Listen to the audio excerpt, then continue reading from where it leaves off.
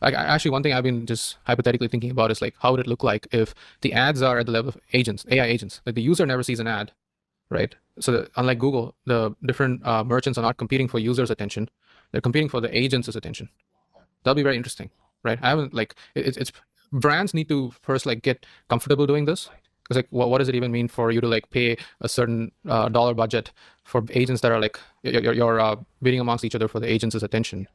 So the moment I say, hey, I'm going to go to Ranthambore for 2 nights, plan my schedule, do my bookings. Yeah. And the moment on the back end, the agent begins to do that, Yeah. you will have 5 travel companies or platforms or airlines Yeah. competing for the agent's attention. Correct. And that whole advertising economy, I mean, they must probably be then bidding for the lowest price or whatever is the setting that I give. Yeah. But all of that happens without me ever having to, human user ever having to see an ad. And the interesting thing is the agent can be it can spend a lot more compute power, so therefore it can still be aware that all these brands are advertising for my attention, and despite that, like benefit from the advertising revenue. So that would be pretty interesting to consider.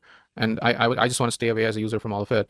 Those kind of business models are also possible. So there are 3 levels of making money here. One is direct subscription in terms of like, oh, I'm hired this AI to be doing stuff for me, which is not usage based. The second is like it's like a retainership fee to have my own bot assistant. Exactly. Second is like, oh, I used it for like a specific purpose. That's only a task level.